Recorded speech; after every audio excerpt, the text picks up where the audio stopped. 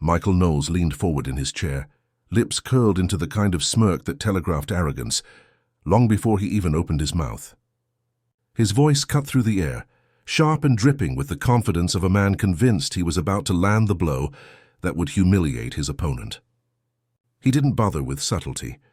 He wanted the cameras to catch every word, every sneer, every ounce of self-assured venom. "You know," he began, his tone thick with mockery, "it's always the loudest ones who have the least to say. And here we are again, another grandstanding lecture, another hollow display." His hand gestured theatrically, as though dismissing Jasmine Crockett herself as nothing more than an inconvenience. The audience leaned in, some with quiet gasps, others exchanging looks of disbelief. Knowles paused, savoring the silence he thought belonged to him. The corners of his mouth twitched upward, the smirk of someone certain that the next few seconds would make headlines, certain that his cleverness would echo across social media as yet another victory. He was ready to bask in the glow of his own performance. But Jasmine Crockett didn't flinch. She didn't frown, didn't roll her eyes, didn't even shift in her seat. Her posture was still deliberate, almost regal. Her eyes locked onto his with a steadiness that made his bluster feel suddenly hollow. While Knowles thrived on chaos, she radiated calm, an unshakable composure that turned his insults into little more than noise. For a moment, it was as though the room itself held its breath. The contrast was cinematic, one man drowning in the sound of his own voice, one woman silent yet commanding, her very stillness louder than any retort. And then came the pivot, the turn no one expected. Crockett leaned in ever so slightly, the smallest motion magnified by the tension in the air. Her voice was calm, almost quiet, but it carried more weight than all of Knowles's bluster combined. "Are you finished?" she asked, her words slicing through the room with surgical precision. The crowd froze. Cameras zoomed closer. Even Knowles faltered, his smirk slipping for just a fraction of a second. What happened next left the entire room stunned. To understand the weight of that moment, we have to rewind. This wasn't just a random exchange, not some fleeting soundbite destined to disappear into the flood of daily headlines. It unfolded in a chamber meant to represent the very soul of American democracy, a place where ideas should clash with integrity, not collapse under the weight of arrogance. Every detail mattered. The microphones, the cameras, the solemnity of the setting. This wasn't two strangers sparring on a street corner. This was a confrontation broadcast into homes across the nation, a mirror reflecting what our politics had become. Michael Knowles walked into that room carrying the swagger of a man used to being heard. His reputation preceded him. Polished insults, carefully rehearsed barbs, a knack for turning cruelty into theater. He thrived on spectacle, and on that day he was convinced the stage belonged to him. For Knowles, this wasn't just about making a point, it was about domination, about bending the moment to his will. And then there was Jasmine Crockett. She didn't arrive with theatrics, she arrived with purpose. For her, this wasn't just a performance. It was a duty to her constituents, to her principles, and to every person who had ever been dismissed, demeaned, or silenced in a room like this. Crockett knew the stakes extended far beyond personal pride. She carried the weight of representation on her shoulders, the knowledge that her calm resilience spoke for millions who rarely got to see themselves defended with dignity on a national stage. That's why this moment mattered. It wasn't just Crockett versus Knowles. It was arrogance versus dignity. It was mockery versus representation. It was the loud certainty of entitlement colliding with the quiet strength of truth. And for everyone watching, whether in the gallery, behind a screen, or scrolling on a phone, this was more than entertainment.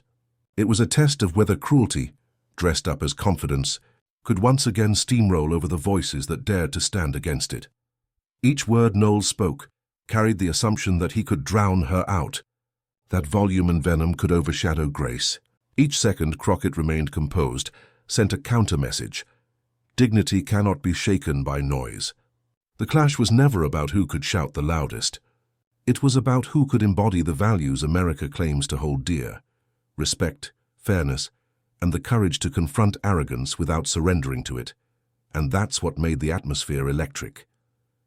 Viewers weren't just seeing a debate. They were witnessing a collision of ideals. Was politics destined to be a stage for smug theatrics, or could it still be a forum for dignity and truth? The answer hung in the balance as Crockett faced him down with that unyielding calm, because the truth is, the stakes were national. Every young woman watching, every immigrant family, every underrepresented voice that had ever been talked over or sneered at, they weren't just observing Crockett. They were seeing themselves. They were waiting to find out whether her silence would crumble under his barrage, or whether her steadiness would rise into something unforgettable. And when the cameras rolled, nobody could have predicted how quickly arrogance would unravel. Michael Knowles didn't stumble into the role of villain by accident. He built it brick by brick, moment by moment, headline by headline. From the very beginning of his public career, he discovered that outrage was currency, and he spent it lavishly. With each performance, he perfected the art of sneering condescension, a voice that wrapped itself in the cadence of authority, while peddling barbs designed to wound, not enlighten. His followers cheered, mistaking cruelty for courage. They mistook sarcasm for substance, and Knowles, ever calculating, leaned into the performance. He had no interest in dialogue. Dialogue required humility. What he wanted was domination. For him, a debate wasn't about uncovering truth. It was about crushing opposition with such smug certainty that the substance never even mattered. This was his trademark. He would smirk into cameras, roll his words off his tongue like a practiced actor, and frame his opponents as caricatures. He thrived on humiliation, not persuasion. Where others sought common ground, he sought the moment that would go viral, the soundbite that could be clipped, shared, and celebrated by an echo chamber hungry for confirmation that arrogance was power. And yet, beneath that polished veneer, contradictions festered. Knowles preached strength, resilience, and unshakable conviction, but his playbook relied on personal attacks. He claimed to embody confidence, yet the very structure of his arguments betrayed insecurity. Why else lean so heavily on mockery? Why else reduce every opponent to a punchline?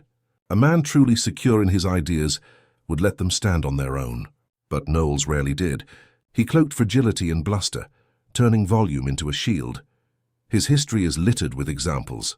Whether on stage, on air, or behind a desk, he played the same role. The provocateur who seemed less interested in advancing ideas than in provoking outrage. To his base, this was entertainment. To his opponents, it was exhausting. To the broader public, it was corrosive, a constant reminder that politics could be less about vision and more about theater. But arrogance has a way of convincing its host of invincibility, and Knowles believed himself untouchable. He had faced critics before and brushed them off. He had sparked backlash only to double down. Time after time he emerged with his smirk intact, convinced that nothing could puncture his armor. That arrogance would prove to be his greatest flaw, because the truth is arrogance blinds. It blinds to nuance, to empathy, to the possibility that someone across the table might be more prepared, more resilient, more grounded in purpose. Knowles couldn't see Crockett as an equal opponent. In his mind, she was simply another target, another opportunity to demonstrate superiority.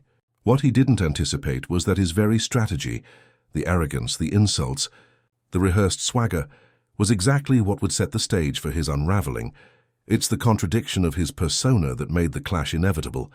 He wanted to appear strong, but true strength is tested against dignity, and in that test arrogance always falters. He wanted to look unshakable, but what's more unshakable than composure in the face of hostility? He thought he could define the moment with a cutting remark, yet his reliance on mockery exposed him as fragile, and that's why the stage was so ripe for drama. Because this wasn't just the story of one man's arrogance. It was the story of what happens when arrogance meets its limit. Every villain in every story believes they are untouchable, that their script will play out the same way it always has. Knowles was no different. He entered that room with the swagger of certainty. He believed he had already written the ending, but history shows us that arrogance is a fragile foundation. It cracks the moment it meets truth delivered with calmness.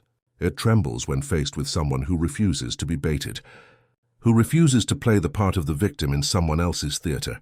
And so, while Knowles strutted and smirked, while he sharpened his words into blades meant to humiliate, he was unknowingly building the conditions for his own undoing. Because in Jasmine Crockett, he wasn't facing another prop for his performance. He was facing a force he couldn't recognize until it was too late, yet the stage was about to flip, and arrogance would soon meet its match.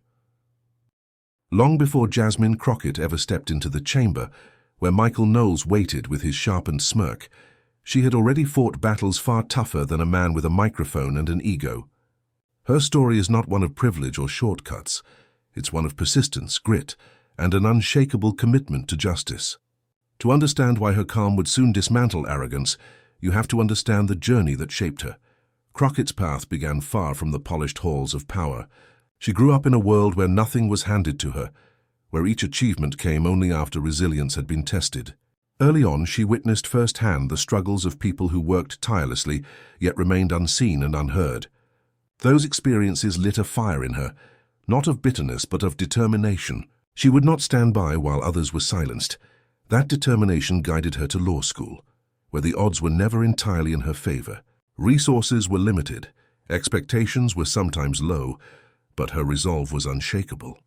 She didn't just want to learn the law, she wanted to wield it as a tool for those who couldn't afford high-priced defense or navigate the system stacked against them. While others chased prestige, Crockett chased purpose. She represented the people who had no lobbyists, no headlines, no voice. It wasn't glamorous work. It was long nights, endless files, and the heartache of knowing that justice often moved too slowly, if it moved at all. But Crockett pressed on, each case strengthening her belief that true dignity comes not from the applause of elites, but from the service to ordinary people.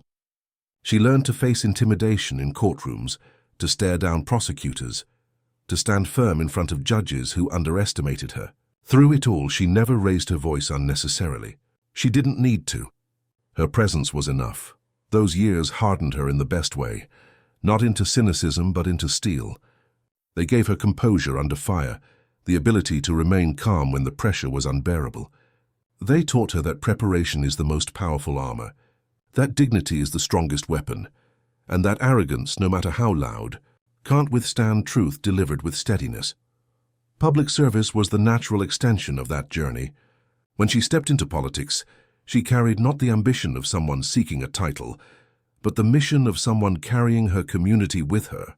Every speech, every vote, every stand was rooted in the same conviction. Representation is not a privilege, it is a duty. She wasn't there to play games. She wasn't there to perform. She was there to defend the dignity of those who had been denied it for too long, and that's what made her so different from Michael Knowles. Where his persona was a mask polished for cameras, hers was authenticity forged in trial by fire. Where he sought attention, she sought accountability. Where he brandished arrogance as power, she embodied resilience as quiet strength. That resilience was tested constantly. The insults were frequent, the underestimation relentless. Critics tried to reduce her to stereotypes, to dismiss her with labels. But Crockett never gave them the satisfaction of seeing her rattled. She carried herself with a calm that was both strategic and genuine. She knew her role wasn't just about answering questions or passing legislation. It was about showing every person who looked like her, who came from where she came from, that dignity could stand tall in rooms designed to exclude. Her authenticity was magnetic. Supporters didn't just admire her policies, they admired her presence. She was relatable yet unshakable, approachable yet formidable. To watch her in action was to be reminded that politics, at its best, isn't about who can shout the loudest, but about who can remain grounded in truth when the noise crescendos. This is the Jasmine Crockett who sat across from Michael Knowles. This is the woman who, while he prepared insults, prepared to embody everything he could never manufacture. Her calm wasn't passivity. It was the culmination of years of learning that real strength doesn't need to posture. Real strength doesn't need to mock. Real strength is quiet, deliberate, and undeniable. And so, as the clash unfolded, Crockett wasn't just another opponent in Knowles's long list of debates. She was the convergence of every struggle she had overcome, every courtroom she had held steady, every community she had defended. She wasn't just defending herself, she was carrying the resilience of countless voices with her. Little did Knowles realize, every hardship she had endured prepared her for this very moment. The chamber buzzed with the low hum of cameras and murmurs, but Michael Knowles was locked into his performance, raising the stakes with each word. He leaned back, then forward again, punctuating his sentences with grand gestures, meant to draw the spotlight fully onto him. His tone grew sharper, his language more cutting. He wasn't simply debating. He was trying to rattle, to provoke, to break through Jasmine Crockett's composure. "You see," he sneered, "this is exactly what's wrong with people like her. Big words, big attitude, but when it comes down to it, nothing. Absolutely nothing." He let the insult hang in the air, confident that the sting would be visible on her face. But Crockett didn't give him the satisfaction. She sat perfectly still, eyes steady, posture unbent. The only movement came from the faintest upward curve of her lip, a gesture so subtle that only those paying close attention would notice. It wasn't a smile, it was certainty, the kind of certainty that unnerves even the loudest voices. Knowles mistook her silence for weakness, and that miscalculation emboldened him further. He raised his voice, stacking insult upon insult. "Hiding behind buzzwords won't save you. You can dress it up however you like, but at the end of the day you're out of your depth. Everyone sees it. Everyone knows it." The crowd shifted uneasily. Viewers at home could feel it. The imbalance of volume, the blaring arrogance of one voice, and the quiet strength of another. Crockett's stillness was magnetic, creating a counterweight to his theatrics. Where he sought to dominate the space, she claimed it through presence alone. And with every passing moment, the tension grew heavier. It was a battle of tempo. Knowles hammering, Crockett waiting. His words were sharp, but the longer she stayed silent, the more they seemed to echo in an empty chamber. It was as if his voice grew louder, only because he was trying to drown out his own doubt. People watching could feel the shift, even before it became visible. The more Crockett held her ground, the more Knowles's bravado began to look desperate. His smirk flickered, his rhythm faltered for a split second as he realized his blows weren't landing. Yet he pushed harder, doubling down again, leaning on the only strategy he knew: volume, venom, and arrogance disguised as confidence. But Crockett wasn't simply enduring. She was preparing. Her silence wasn't absence.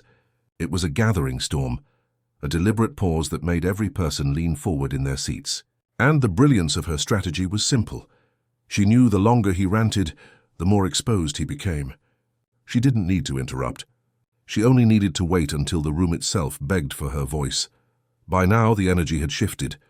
Viewers could feel it in their bones, though Knowles was still oblivious. The villain was digging deeper into his role. But the hero was quietly taking control of the narrative. And then, just when it seemed like she might fold under pressure, she leaned in with a calm that changed everything. The silence before Jasmine Crockett spoke was deafening. For a split second, it felt as though the entire chamber held its breath. Michael Knowles leaned back in his chair, certain he had already won, certain the quiet meant defeat. But Crockett was not retreating. She was sharpening her response in the stillness, letting the weight of his arrogance sink like an anchor into the room. Then she spoke. Her voice was calm, steady, deliberate. "You've said a lot, Michael," she began, each word precise. "But I can't help but notice that for all your noise, there's not much substance." The first strike landed. Soft in tone, devastating in effect, a ripple of murmurs spread across the audience. Knowles's smirk twitched. He wasn't expecting composure. He was expecting fire, shouting, or at least a flustered defense. Instead, Crockett's measured cadence cut sharper than any raised voice ever could. She paused, perfectly timed. That pause wasn't hesitation. It was control. It forced every ear in the room to lean closer, forced Knowles to stew in the quiet. And then, like a surgeon, she went in deeper. "You accuse me of being loud," she continued, her gaze locked firmly on his. "But I wonder, why is it that every time someone like me speaks up, it's called loud, while men like you call it confidence when you shout down everyone else?" Gasps. The words struck like lightning. A crack in the facade appeared, faint but undeniable. Knowles shifted in his seat, his hand twitching against the table. He tried to hold on to the smirk, but his eyes betrayed the first flicker of unease. Crockett pressed forward, her voice unwavering. "You call my passion empty. You call my words hollow. Yet you sit here relying on nothing but insults. Tell me, where is the strength in tearing people down instead of lifting up ideas? Where is the courage in mocking instead of proving?" Knowles opened his mouth as if to interject, but his timing was gone. Crockett controlled the rhythm now. She allowed him a breath, then sliced through his attempt with the precision of someone who had mastered not just facts but presence. See? Michael, she said, leaning in slightly. Real strength isn't volume. Real strength isn't swagger. Real strength is knowing who you are and standing firm. Even when the noise around you gets deafening, the chamber was hushed. Every eye was on her. Even those who had come expecting fireworks were stunned by the intensity of calm. Crockett wasn't raising her voice. She was lowering the temperature, stripping away the theater, and leaving Knowles exposed. He fidgeted now, his bravado slipping. A hand brushed nervously across his papers. His leg shifted beneath the table. For the first time in the exchange, he looked less like the master of the room and more like the defendant in a trial. Crockett didn't relent. She layered her words, each one building on the last, each point dismantling the foundation he thought was unshakable. You talk about depth, but let's be honest. Your arguments don't run deeper than the insult you've rehearsed. You thrive on provoking. But provocation isn't persuasion, Michael. It's desperation. Another murmur rolled through the chamber. The power dynamic was unmistakable now. Knowles's face tightened, the smirk gone, replaced with a forced blankness that couldn't hide the tension in his jaw. Crockett paused again, letting the silence serve as her amplifier. Then she went for the heart of it. You came in here tonight thinking you could belittle me, thinking that if you threw enough barbs I'd stumble. But here's the truth. Every insult you hurled revealed less about me and more about you, about your fear, your fragility, your desperate need to be louder because deep down you know you're not stronger. It was a masterstroke. The chamber erupted, not in chaos but in visceral reaction. Audible gasps, a few nervous laughs, heads turning toward Knowles to see if he would recover. He swallowed, his hands clasping tighter, his posture stiff. For once he didn't seem eager to speak. Crockett leaned back slightly, reclaiming the space with effortless poise. And the irony, she said, her voice dipping lower, is that the very weapon you tried to use against me, the idea that I have no substance, has just become the blade that cut down your own argument. Because what have you offered here tonight, Michael? Except arrogance. The words landed like a gavel strike, final, unanswerable. For a heartbeat, silence reigned. Then, like a wave, the reaction spread. Murmurs swelling, audience members shaking their heads in disbelief, some even breaking into quiet applause before being hushed. The moment had transcended debate. It had become spectacle, memory, history in the making. Knowles's confidence crumbled in real time. His fingers drummed nervously against the table. His lips parted, but no sound came. The tremor in his hand betrayed the collapse of his composure. For all his rehearsed swagger, he had no script for this. No insult sharp enough to dull the blow, no performance polished enough to cover the cracks. And Crockett. She didn't gloat.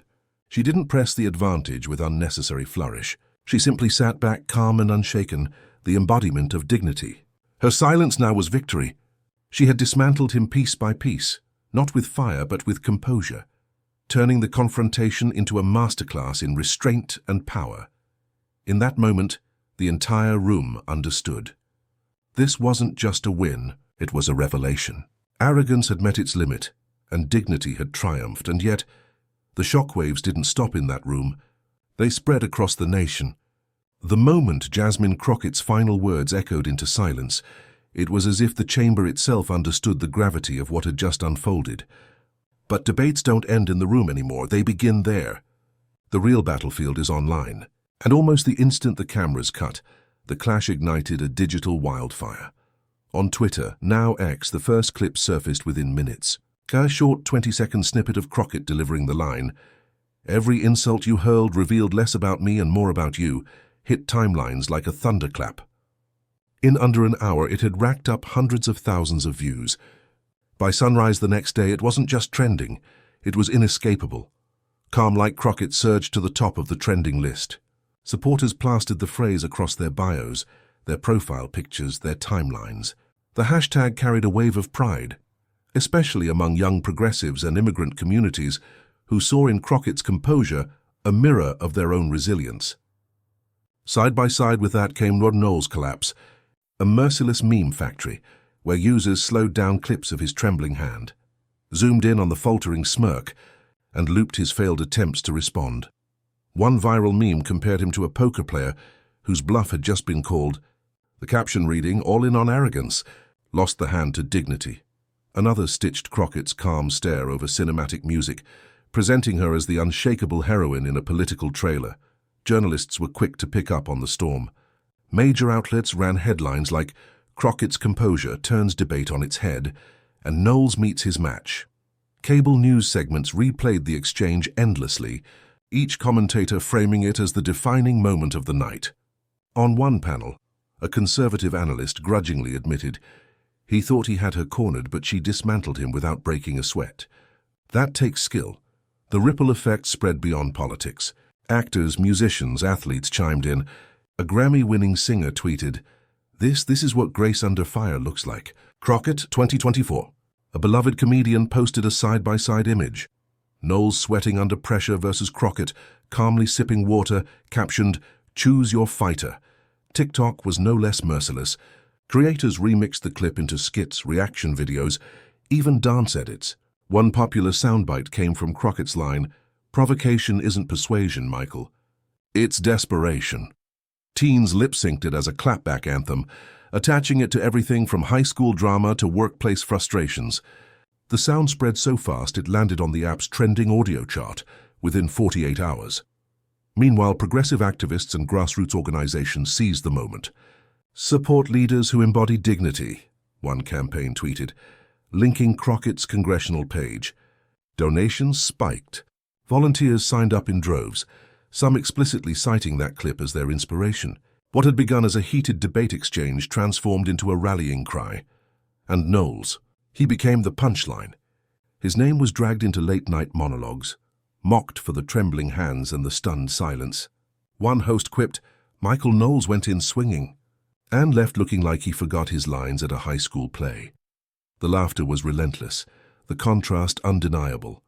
But the online storm wasn't just mockery, it was validation. For countless viewers who had ever been talked over, dismissed or underestimated, Crockett's calm dismantling felt like justice.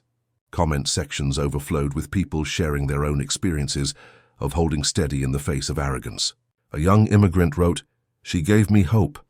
She showed me that dignity speaks louder than hate." Another user echoed, "We don't need to scream. We just need to stand firm." Crockett proved that.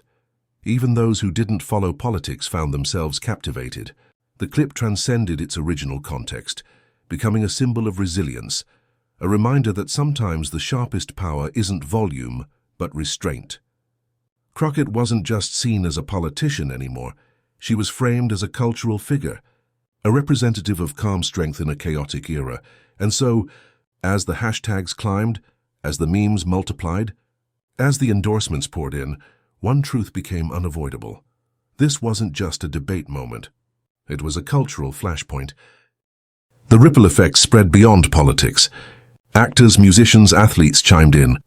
A Grammy-winning singer tweeted, This is what grace under fire looks like. Crockett 2024. A beloved comedian posted a side-by-side image. Knowles sweating under pressure versus Crockett, calmly sipping water, captioned, "Choose your fighter." TikTok was no less merciless.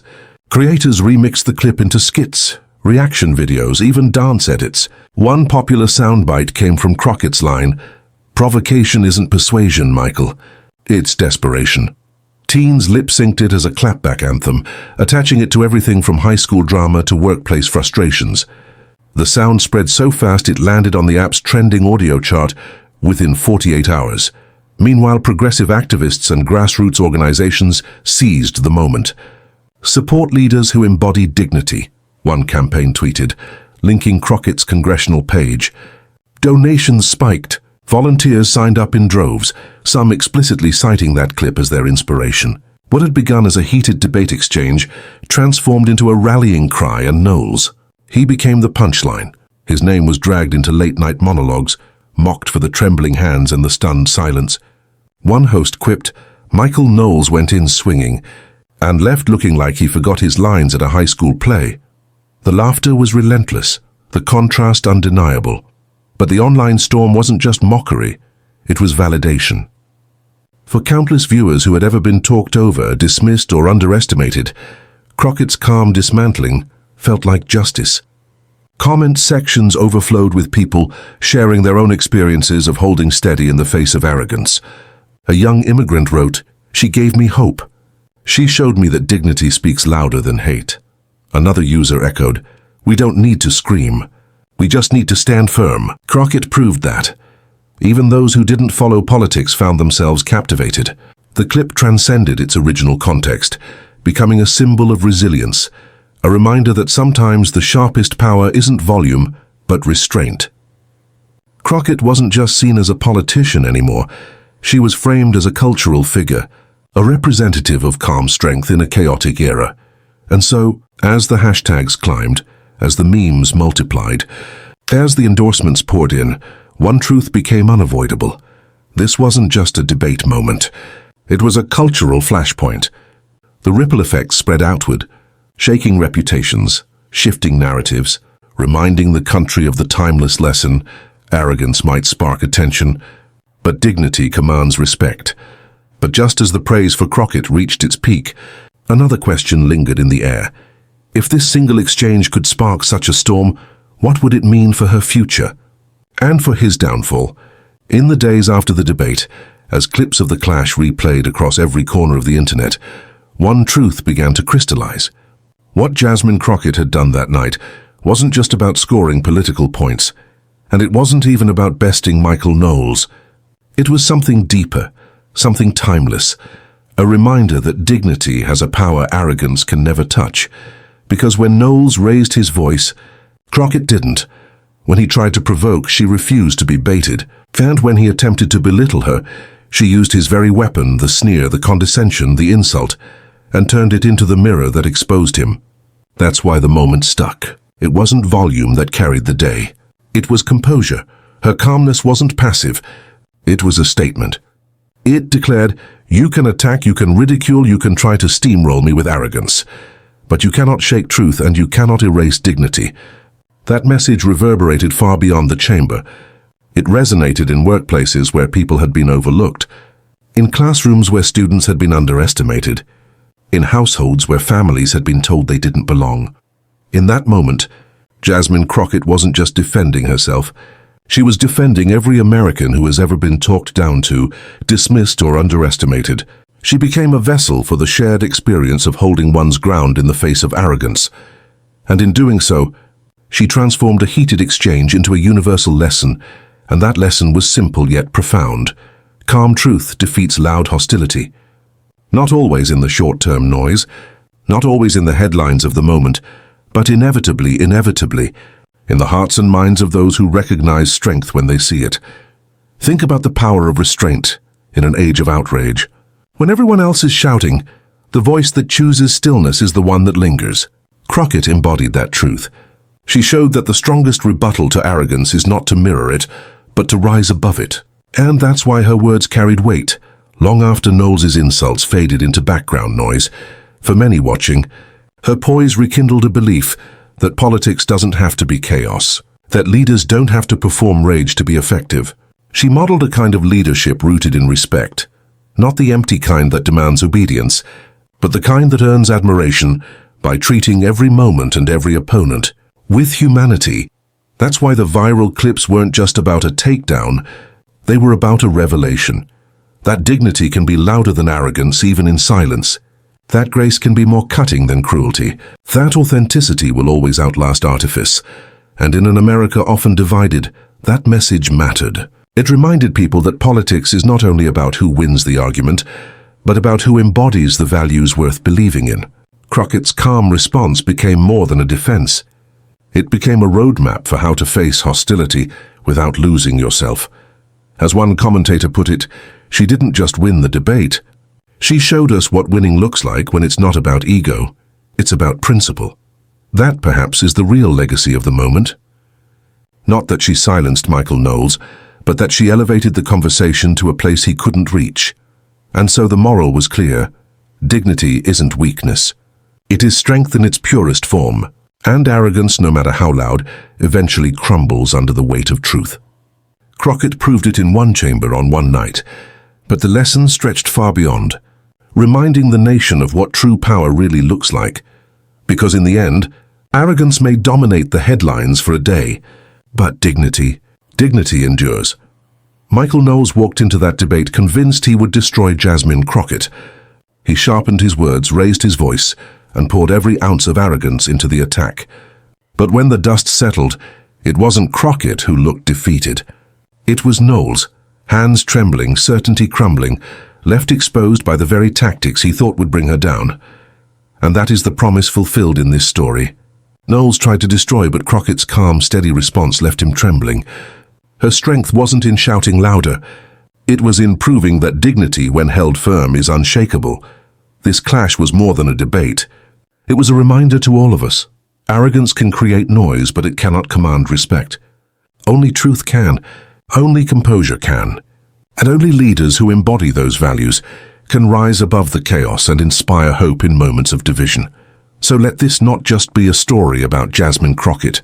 Let it be a story about you, about us, about what kind of voices we choose to elevate in our country. Because if we want politics to reflect our best selves, then we must lift up those who carry themselves with dignity, even under fire.